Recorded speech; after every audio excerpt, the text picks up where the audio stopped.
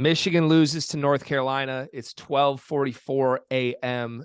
Thursday, December 22nd, just days before Christmas. Carter and I are recording our fourth video of the evening because hustle, I think you could say, something that a certain player on Michigan might know not a lot about. Cart, and I should bite my tongue. This might not be the most, I don't know, accurate analysis I've ever provided. I'm emotional right now is where I'm at, Cart, because a lot of guys on Michigan played fantastic tonight.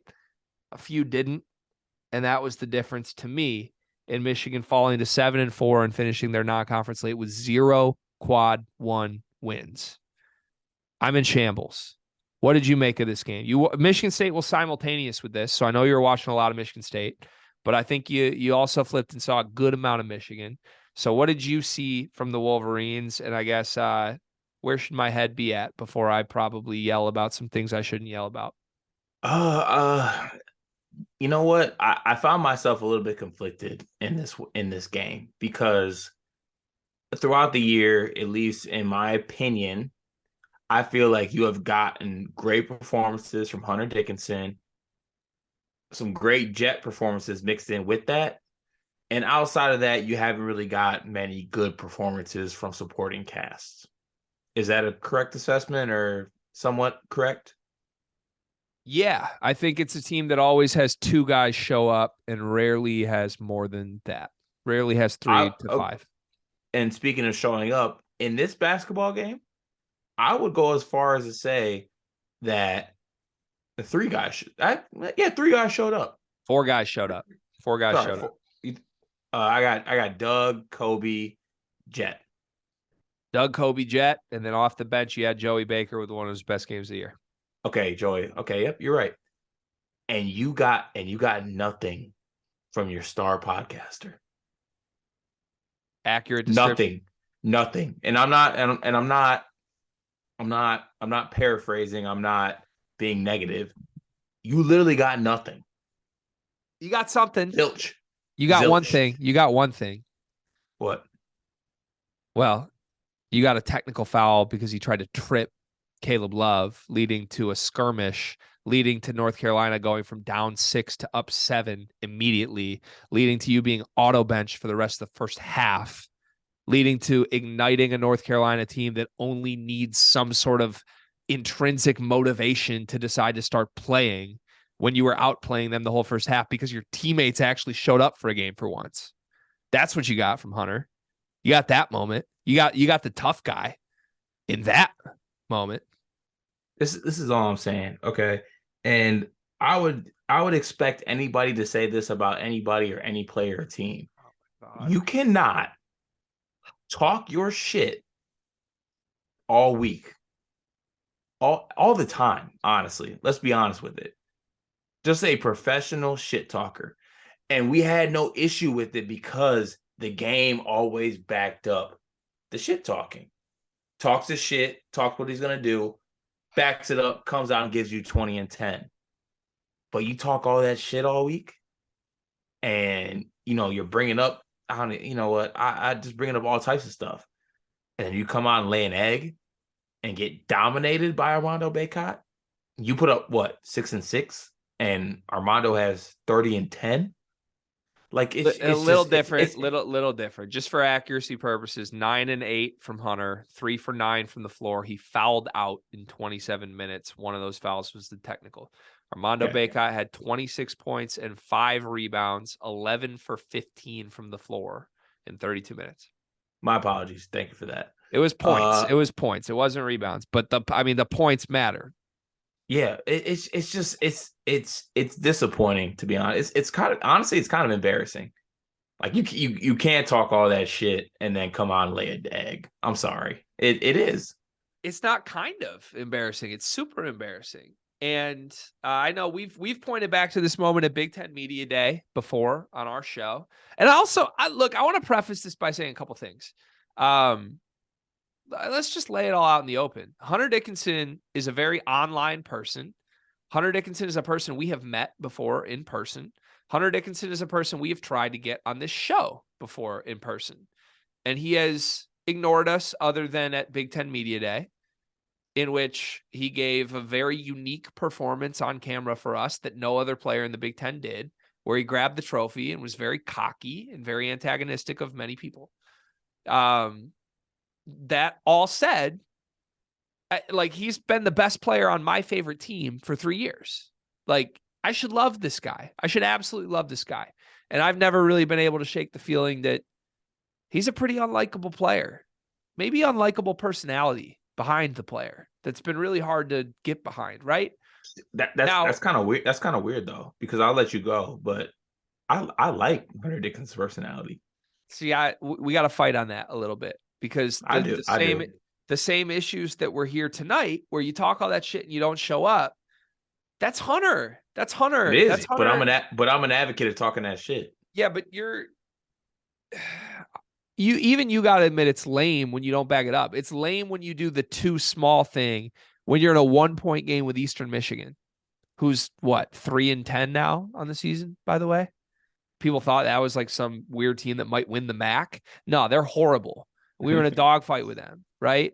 So the issue has been time and place with Hunter before. It's like, to use a Michigan term, the Michigan fans now love at this point in their fandoms, born on third base.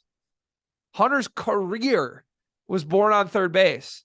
Hunter was born into a team that had Franz Wagner, who's an NBA all-star in the making, and Isaiah Livers, who's an NBA rotation guy, and forget who they even had a point guard, a transfer point guard that actually had a pulse, and Eli Brooks, who was as solid as they come, and Shawnee Brown, who was 23 and shot 40% from three.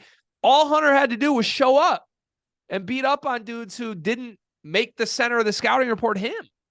He did that for a year. Michigan was really good. They still lost in the NCAA tournament. Hunter didn't have a great game in that spot. He had moments he could have led him to a Final Four. He didn't. And then his entire career, the teams have been mediocre since. Even though Hunter has talked it up like they're one of the best teams in the country. Like, he's one of the best players in the country. And we give, as fans in the Big Ten, we give a guy in Trace Jackson Davis, we gave him so much shit. We still give him so much shit. I give him shit all the time. When I do my daily picks videos, I make fun of his record against top 100 teams on the road all the time. He's a talented dude who doesn't back it up with good teams ever. That's Hunter Dickinson's whole career to me right now. And last year, if you listen to Hunter, because he's very online about it, he'll sit in front of this microphone just like we will. If you listen to him, it was everybody else's fault. The team didn't fit together. Devontae Jones didn't make sense. He wasn't making the right reads. Musa didn't provide him the spacing he needed. Caleb needed to grow up. He wasn't guarding at a Big Ten level. All of these things aimed at his teammates were said over and over and over and over and over again. And then you know what Hunter did? He just didn't show up in the big games against Illinois. Kofi Coburn outplayed him. He was 4 for 13 from the floor in an 8-point loss at home in Ann Arbor when the team really needed a resume win against Illinois. That's after the year before going 1 for 8 from the floor in a 23-point loss to Illinois. Against Bacot twice in his career. 2 for 5 from the floor in a 21-point loss last year. You think he might want to show up and get some revenge on Bacot, right? No, he's 3 for 9 tonight in a 4-point loss, where if Hunter is just average tonight, Michigan wins this game. They didn't need great Hunter Dickinson. They've needed great Hunter Dickinson so many times just to stay in games. They didn't need that tonight because Kobe Buffkin was brilliant, because Jet Howard was really good, and because Doug McDaniel showed up and had some fight as an 18-year-old kid having to play 35 minutes at point guard. It's really, really tough, because who does Hunter want to point the finger at next, right? I'm sorry, I'm going off, but like, no, please do. If you listen to his Round Ball podcast, he'll point the finger at Zach Edey's just big. He's not that good. I'm going to do this much against this team. They're not that good. I'm going to do this around the country. Everybody. Michigan State. Only people who go to Michigan State are people who can't get into Michigan. Blah, blah, blah, blah, blah. Everywhere it's fingers elsewhere. Nobody's asking about this Michigan team, though. Marty Mush, Jordan Bohannon, somebody asked Hunter Dickinson about this year's Michigan team. Why is this year's Michigan team underachieving? Why is this year's Michigan team not that good? After an entire offseason was spent supposedly replacing guys that Hunter himself said didn't fit with guys that now fit around him. Why? Because Hunter Dickinson hasn't been good. That was the answer tonight. And again, full disclosure, Hunter slid in our DMs a week ago. Hunter might hear this. Hunter might see this from me. I tweeted at the Round Ball podcast tonight. So I'm frustrated. I said, I'll personally pay Hunter to keep his mouth shut until he outplays a good center this season at Round Ball podcast. He might see that. And if Hunter ever wants to come on our show, if he wants to get us on his show, if I ever see him in person, I'm happy to say all this to him. Because I think basketball fans, especially Michigan fans, deserve an answer for how much and how, honestly, how good he is at podcasting. He's good at podcasting. He's very good. He's very good. I mean that with no sarcasm, irony whatsoever. You can use that as a joke and run with it. Hunter, what did I text you the other morning? Right. I literally said, I'm like, Hunter and Jordan are really good at this. Now, Marty Mush is a fucking idiot. I don't care what anyone says. That's facts. He is. There is a good reason that Hunter Dickinson has actually been given this opportunity by Barstool, and he's taking it. He has a future in content. As he should. But this is where I'm coming from with this, Greg. You do that, you open up yourself to stuff like this. If you talk the talk, you gotta deal with the repercussions if it doesn't go your way. And for me, we have talked this whole time about Hunter. From tonight's game, the main takeaways: Hunter didn't play well. Juwan's getting held back by players when he's like, don't fucking touch me, because like he's arguing with the refs.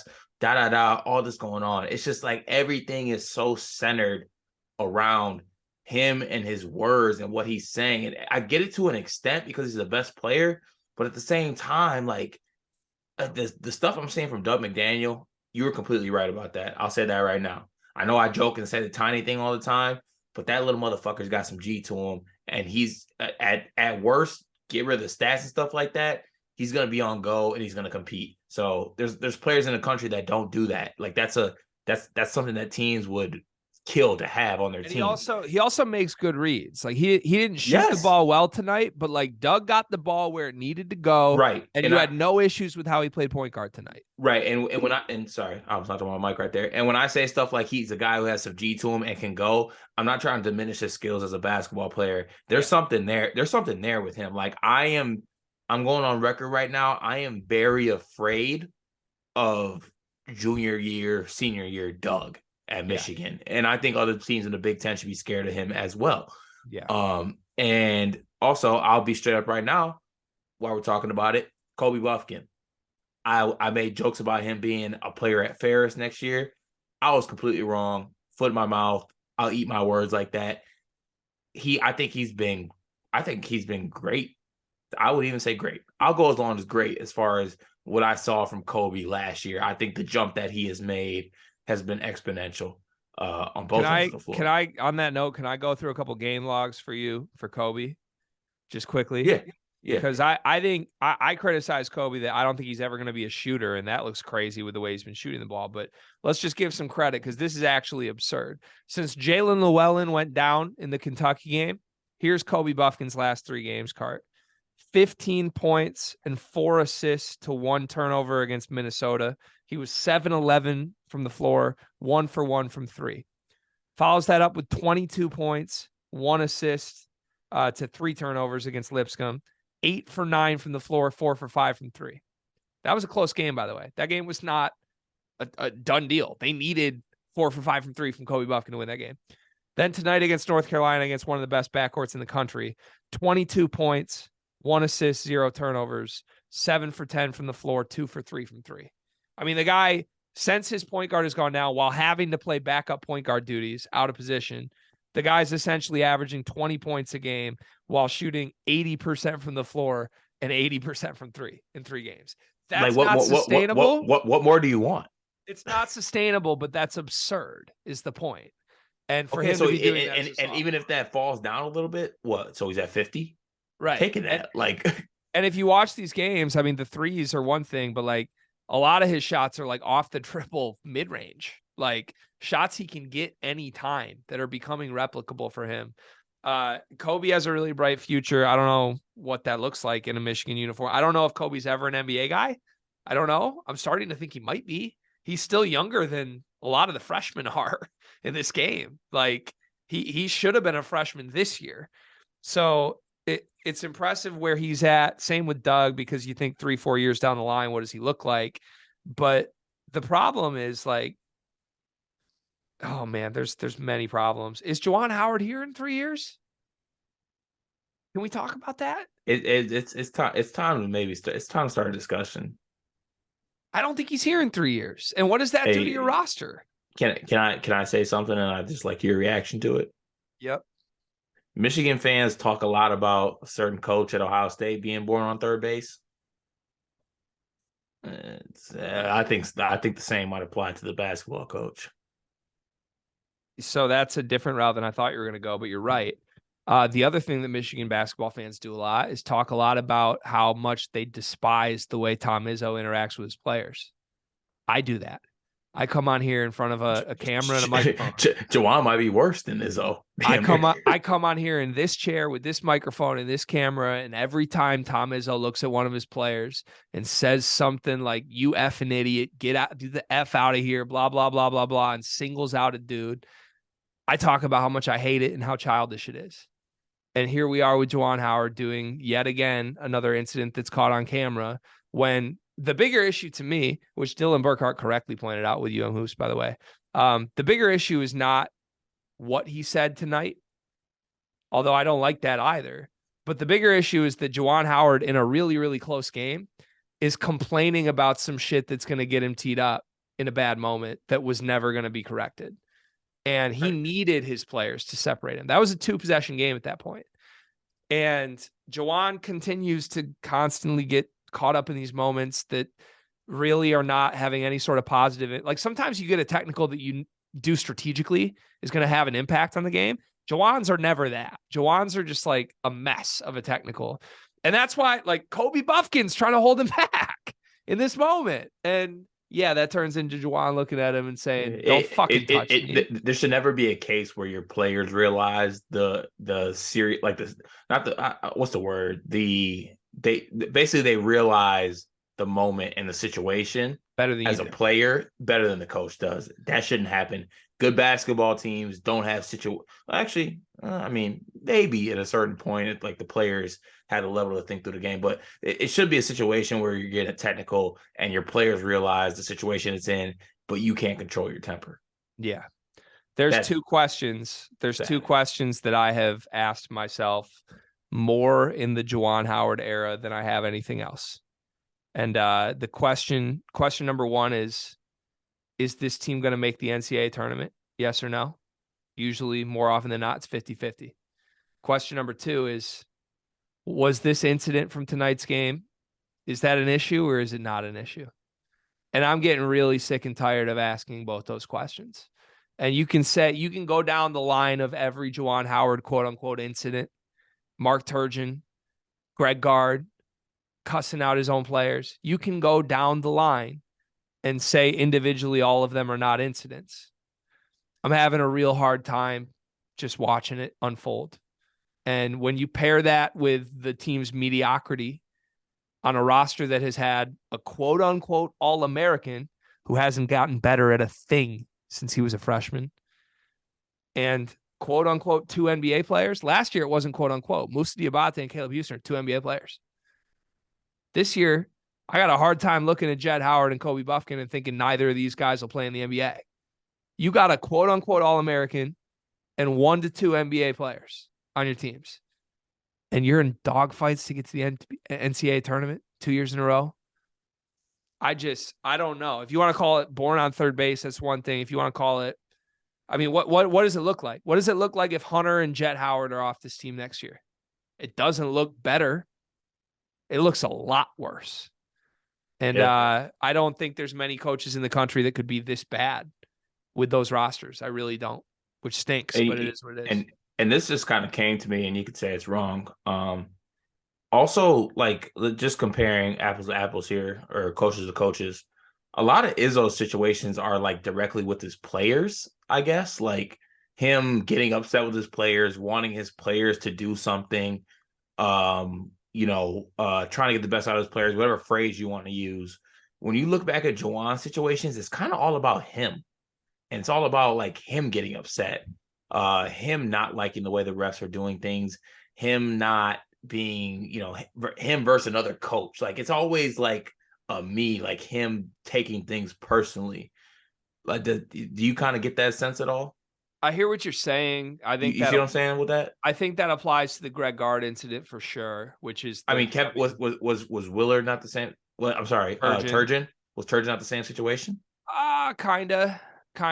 That was also like Hunter Dickinson was heavily involved in that one, which surprise. Like how looking back on the Juwan Howard era, like it's hard to even separate Juwan Howard and Hunter Dickinson at this point. Like the two are one and the same to me, and they're both childish, and they're both underachievers. I'm sorry, things are just spewing out right now. Can we talk about this? For as good as a podcaster and as good as the content is for us as fans, for Hunter as a coach, like you're not good, things aren't going well, and your star players on a podcast calling other teams and players out.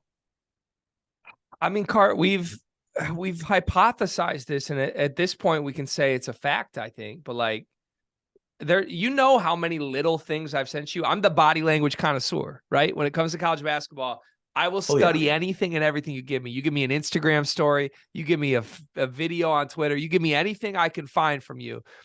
I'm going to read that. I'm going to watch it, and I'm going to tell you some sort of takeaway about your players or your team. For years, Cart, and you know this, for years, I've said that nobody on Michigan can stand Hunter Dickinson. And that's because if you watch any video of this team together ever, nobody sits with him. Like I thought you were hyped that Hunt. Oh no, you were pissed. No, I told you in the offseason when they were in Greece or wherever the hell they were. The only videos we got of Hunter, one, he was dancing on a table because everybody was drunk. And again, that moment's all about Hunter Dickinson when it hits social media. But anytime you watch this team eating together, it's Hunter and the managers. Anytime you see any video of Hunter ever, picture anything, he's not with the other players. He's sitting with walk-ons and the managers. And like, I don't know. You can spin that and be like, he's a good teammate to those guys. But no, like you want your best players hanging out and liking each other. Nobody likes Hunter Dickinson. And I'm just ready to say, how can you like Hunter Dickinson? Look at his personality. Look at everything we know about this guy. He's a clown. I like Hunter Dickinson. I like him as a player. He's a clown as a person, man. I like it. It's also funny that you were talking about this because I tweeted 3 hours ago, Juwan Howard and Ryan Day got something in common. And I just got a response literally 2 minutes ago from Tesla Sales, a.k.a. Ryan Patrick. Shut up, loser. The whole world could dunk on your soft ass. I mean, I can't dunk on you. I can only speak to myself. But there are some people who could dunk on your soft ass. That is true, but it's not the whole world. It's not the whole world. I have one other point on this Michigan team, and then we can wrap essentially, I guess. Although I could probably talk about this team's sadness for hours. So with Michigan State, we just recorded unscripted, right? And the story of this Michigan State season all year has been how limited they are rotation-wise, depth-wise, bench-wise. And the reason behind that has been their head coach's decision to not add more bodies. It hasn't been the quality of the potential bodies they have, although maybe you look at 6, 7, 8, maybe you feel that way. Maybe you feel Jackson Kohler, Trey Holloman, Pierre Brooks aren't as ready as you'd like 6, 7, 8 to be. But that's, again, because theoretically they should be 8, 9, 10 instead of 6, 7, 8. Nobody criticized Juwan Howard and his roster building in the offseason. People might have been mad they didn't get Terrence Shannon. I feel like there was a little bit of a little discourse about the lack of shooting with this team. Shooting, yes. But let's just go down the line. You go out and get Jalen Llewellyn. Kudos. He got a starting point guard. You go out and get Joey Baker. There weren't a lot of people complaining, saying, oh, that guy's not going to be a rotation player. It was like, oh, they went and got a spot shooter. That's what they needed. Terrace Reed, great backup center, 4-star guy. You think he's going to be able to play right away. Yusuf Kayet, You got one more scholarship. You're going to go overseas and find a guy who's playing FIBA and he's playing well. He can contribute. The biggest problem with the Michigan roster isn't how the 5 starters are playing. Case in point tonight, Hunter Dickinson was. But the biggest problem is you get nothing from the bench. And it's not like Michigan State's problem where they get nothing from their bench because they don't have bench guys. Michigan has tons of bench guys. They're all horrible. They are all horrible. And maybe that won't last forever. Doug McDaniel was supposed to be a bench guy before the injury. So it's hard to criticize. Before you dip into the bench too much, I think we need to address the starters more so. I'm just saying, man. Those guys are bad defensively. You guys are an awful defensive team, top to bottom. Yeah, but I'm like, that's not going to change. That's never going to change. Like this team's not winning a national championship. Spoiler alert. They're not making a Final Four. They're not competing for the Big Ten. We're talking about, can this Michigan team make the NCAA tournament? And you don't need to be a good or a good defense to make the NCAA tournament. You just need to be really good on offense, or at least decent enough on one side of the ball, or just beat a couple top 100 teams here and there. It's not hard to make the NCAA tournament. And like, I hear your point. Defense is a problem, but to me, that's never changing. It's never changing on this team. And that's not going to prevent them from reaching whatever their goal should be, which should just be make the NCAA tournament. What will prevent them from reaching the NCAA tournament is if they don't even have a playable 6th man. Like, quick, off the top of your head, who's the 6th best player on this team, Cart? Joey Baker? Probably Joey Baker, yeah. And Joey Baker's horrendous. He was good tonight, but he's unplayable. He is unplayable. He doesn't do anything but spot shoot. And if you watch him the last couple games, he's been tentative to even spot shoot. So, like, I don't know where you go. You got to play Terrace Reed a couple minutes a game, but like Terrace Reed, and maybe he's good long-term. I don't know. He's shooting 25% from free throw this year. You can't play him. Like, Isaiah Barnes will be on a mid-major next year. Yusuf Kayet is not playable this year. We want Cheddar. Will Cheddar's not playable. Greg Glenn's horrendous. Like, I think it goes unsaid until we're saying it right now that one of the biggest problems on this Michigan team is that there's 5 guys who don't deserve a scholarship on a Big Ten team. And you could throw Llewellyn in that bucket. So I'm really, really frustrated with Juwan Howard for his behavior. Joey Baker deserves a scholarship on a Big Ten team. I'm really, really frustrated with Juwan Howard for his behavior. I'm really, really frustrated with the results, with his development, with Dickinson. But I think the biggest thing to me is I don't like where this roster is headed. Like, this team is 3 months away from losing Dickinson and Jett Howard. And I think that team's a losing record team next year. You got another year of Dickinson. Why? Why would he pass up offers from Anchor and Spotify at this point for one more year of this? Well, he can still do that and could get the Anchor and Spotify bag. Listen, I know what Spotify Live paid me. They'll drop a bag for Hunter Dickinson. Okay. Just listen. No offense, but and Hunter hates, you want to talk about guys who hate basketball. Hunter Dickinson.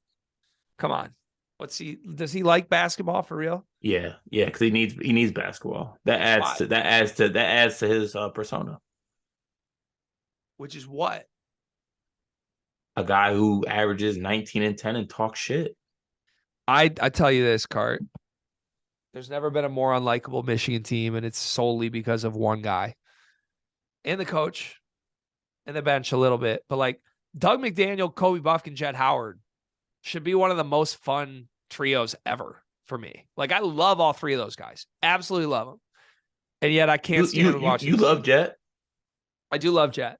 I mean, I'm frustrated with him defensively, but he's so absurdly good offensively, dude. He's so good. Yes. And it doesn't even matter. It doesn't matter how good he is. It doesn't matter.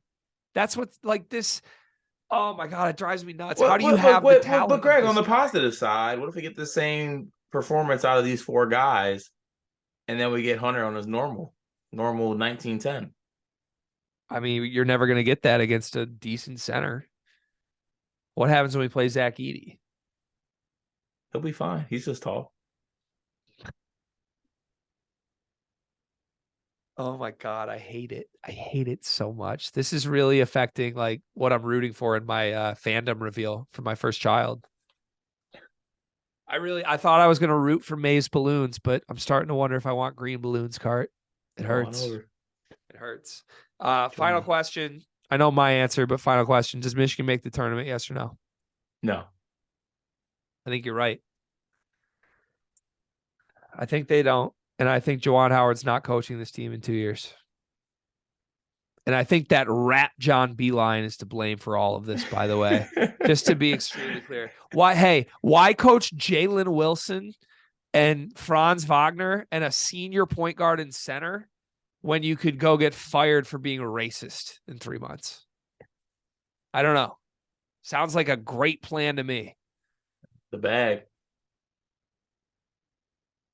God, man. Ward Manual, cheap and ignores gun charges. If Isaiah Livers doesn't get hurt in the NCAA tournament, I feel like everything's different right now, just to be clear. If COVID doesn't happen, Michigan State has a banner right now. Final Four. Jackson Kohler's going to end up like putting Hunter in the spin cycle and doing the too little sign, isn't he? It's going to happen, isn't it?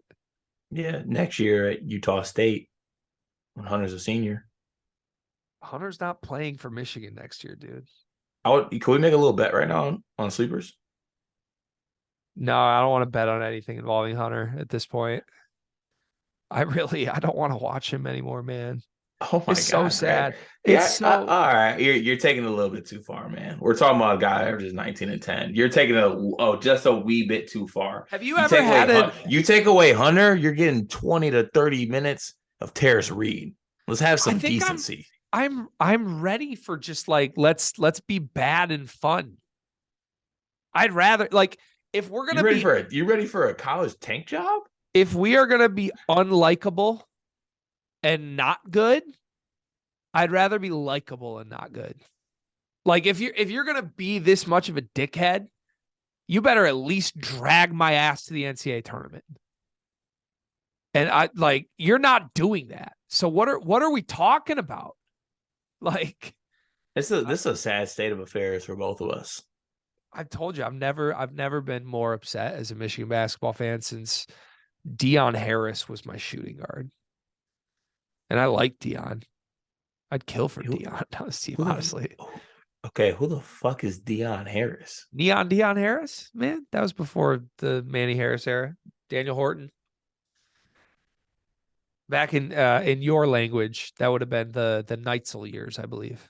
Ah, okay. Yeah, back when you were a wee future Brit who had no idea he would even be a Michigan State fan one day. I don't like the tone of that one, but yeah, I mean you were 16 years from your first trip to Breslin at that time. I think that's fair. Wow. Okay. Sorry. I think that's fair, is it not? No, it's not. It's not fair. Oh, any final words? It's literally not. Any final words for me or Juwan Howard or Hunter Dickinson or Michigan? I'm sick of Michigan and Michigan State being average programs. It's time for us to come back, both of us. I'm sick of it. I like that. Do we need to hashtag together this out? Because I'm getting sick of ninth and 10th in the Big Ten is unacceptable for us. Right. Like why are we arguing with each other and have a rivalry so we can fight it out to see who's going to be the 7th or the 9th seed in the Big Ten? It's trash. And you want to know why? You want to know why everybody acts like the Big Ten's bad? Is because the two good programs aren't good. It's Michigan and Michigan State's fault. It's time to look within. It's time to look ourselves in the mirror and say we need to be better. We need to demand greatness. You got a Hall of Fame coach. I said you got a Hall of Fame coach, and I got a center who's supposed to be third team All-American. That's got to be enough. Act like it. Yeah. Wake up, someone. Shit, man.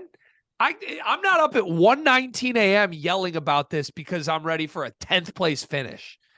Just be better than Northwestern. Damn it. Subscribe to Sleepers Media. My voice is gone. I hate everything. Merry Christmas.